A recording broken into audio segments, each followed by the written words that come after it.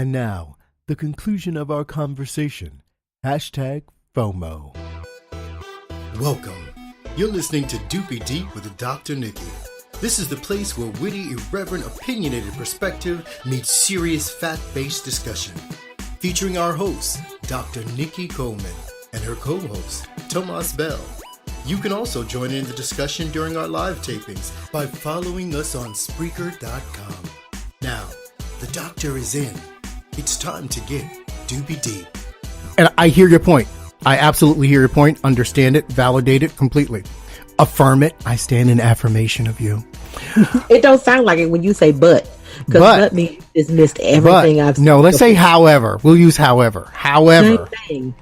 Nevertheless, nonetheless. Is that better?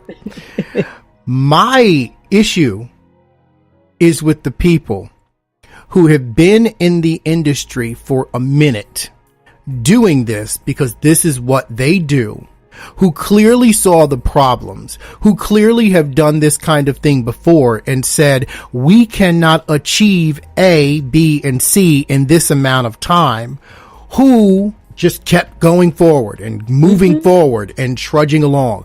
My question to those people is, what about this person made you believe what your experience has already told you you could not do? Right. What made you believe that that was possible? Right? That's for me. This side, not what made you believe it was possible. What led you to not have the agency to speak up against him? That's the stance I take. Because you remember the one guy was like, you need room to be able, you have to have space to build toilets. And there's certain requirements that go around that. And they basically shut him out. They fired him because he kept pushing back on that. Right. But there were other people like Fellatio. We're going to call him that. Bless his soul. Fellatio. Bless his soul. He worked with that man with that card, Magnesis card. He did 40 events by his own admission. Small scale events. He was called down a month before this event was to take place as an event producer. You said by your own words, you've been in this industry in 30 years, but you believed him. Those are his words. My question is, what is it about this person that made your 30 years worth of experience just threw it out? So I understand your thing about agency, but I think it goes deeper than agency because this was a belief. These people actually believed this is going to happen. So in order for you to have agency to say no, you have to believe it doesn't happen. They believed it. They kept going. The guy with the yoga. That's why I guess I disagree with that part. I don't think they believed it, but they kept going. And that is where the sociopath part comes in. That's where the con artist part comes in. Where there's that little voice inside of you. Like the one guy was saying, literally, things were falling apart. But if you look at all of my Instagram posts while it's happening, you couldn't tell. It looked like paradise. Right. And so this is what I'm thinking when I see that. Okay. And I asked that the reason why I asked it the way I asked this for this.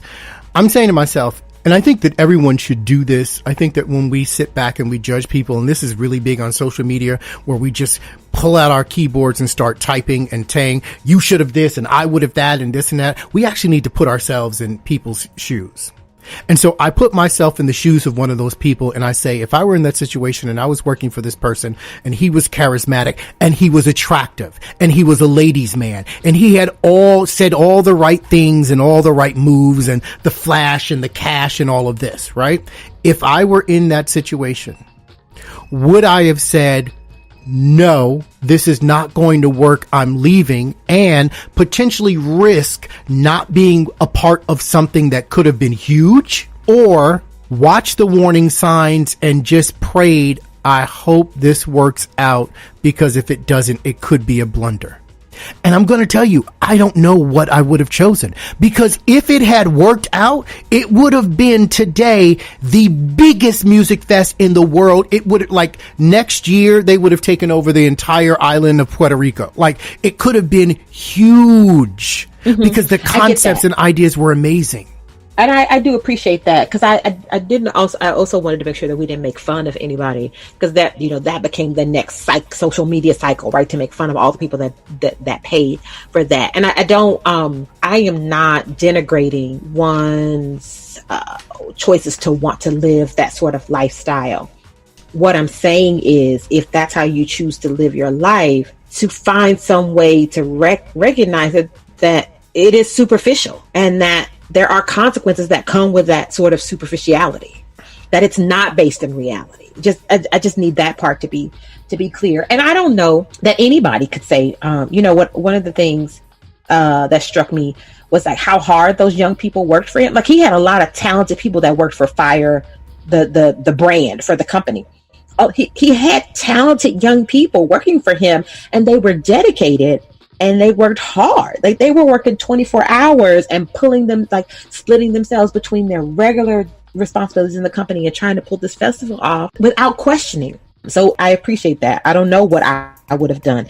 I tend to be fairly risk averse. So I probably would have been like, you know what, let me start putting in my application somewhere else, because I can't be a part of it. And I hear that. But if you worked in the entertainment industry and you were risk averse, then you wouldn't move ahead. So that's why I'm sitting up here and I'm being honest and said, I could see myself being one of those people in the documentary saying, I thought this was going to be my big break. I thought if I produced this festival, it could have led me to X, Y, and Z.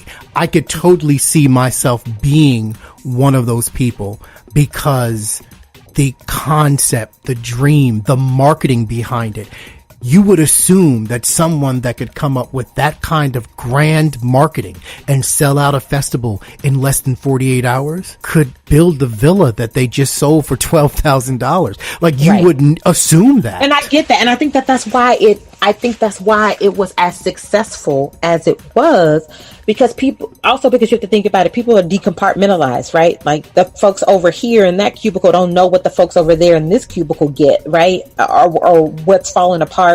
And he keeps showing up with all this money.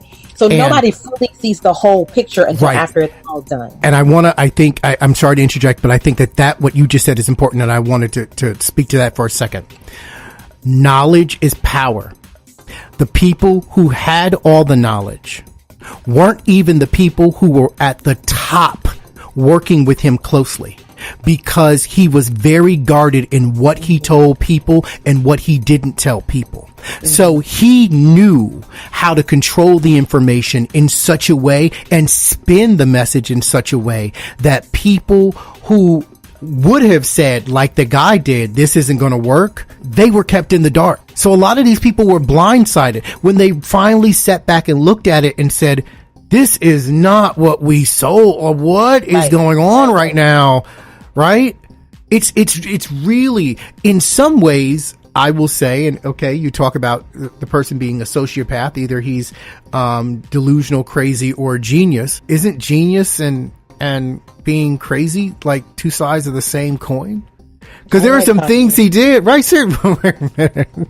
Yeezy. There are things he did I know, I realize. There are things he did that I thought were absolutely brilliant. Yes. And what I always say is, just because you're crazy don't mean you're wrong. Okay. Like, you can have flashes of intelligence and clarity and genius, right, and still be off. Like, still be mentally dysfunctional. Those two things can happen at the same time. Keep my personal business out the street, but keep going. And I use crazy as a euphemism. I don't mean it to denigrating to other folks. Okay. So earlier, just a few seconds ago, you said something about he was able to spin, and I've always struggled with how spin isn't lying, and what does it do for us to call it spin and to not call it a lie? Because it isn't an out and out lie. It is sort of spinning something. And I think that we spin things all the time. I mean, let's look at us as black folk.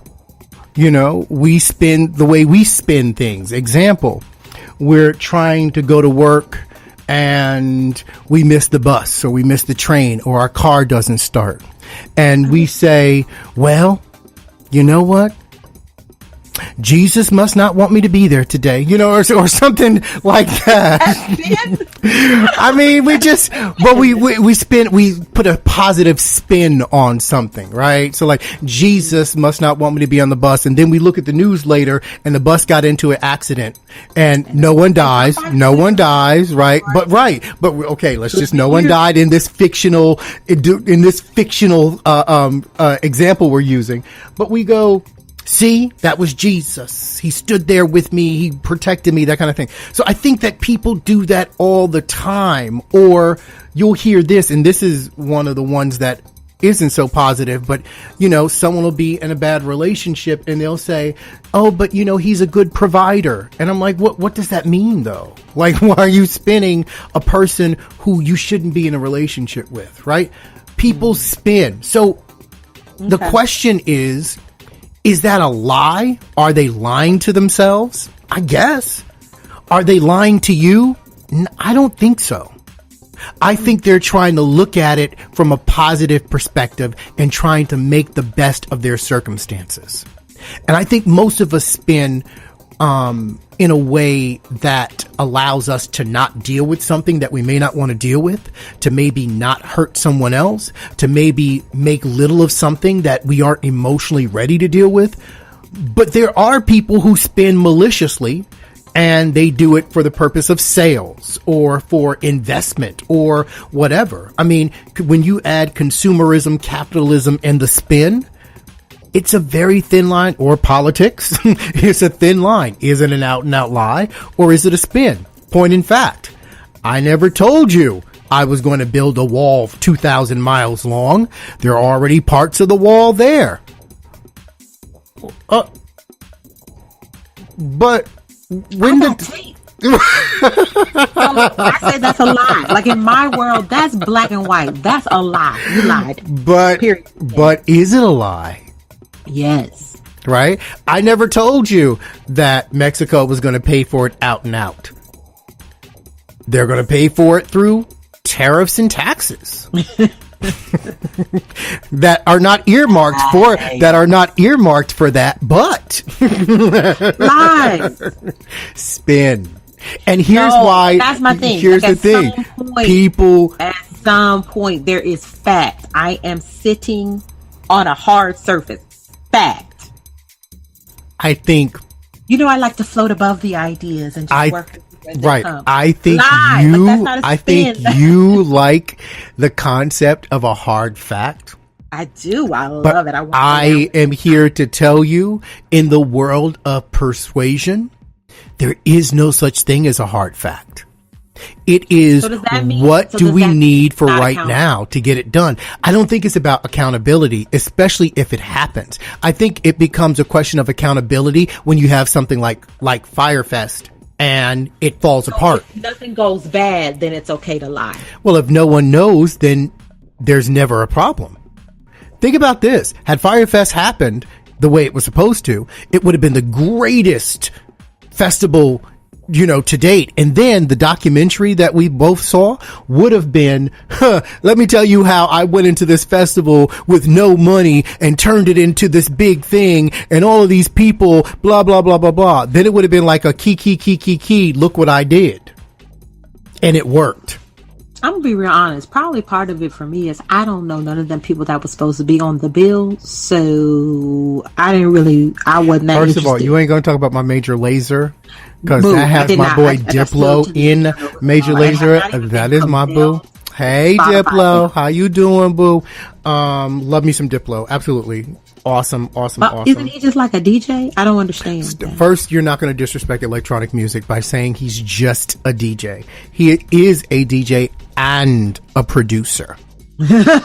Okay, so you're going to sit down right there and be quiet. And you don't act like you don't know Blink 182. Yeah, from like 1992. That's disrespectful. Okay. They've had some other hits in other years. Because none of those people pop into me. And I don't want to be running around with no pigs. Like that, I guess that's the other part of it for me. Nothing that I saw looks sexy. First of all, models running around with pigs is very sexy. Why are you so quiet? See, that's the whole thing. You need to readjust how you live your life. We need to get you on fire level. Because I live in a world of like student loans and mortgages and deadlines. Like I live in a real solid world. And that's your problem right there. You can't live the fantasy. Right there, you know what that man did? You know what he created? Fantasy Island. Fantasy Island. I used to be jammed like a nice baby. I was Well.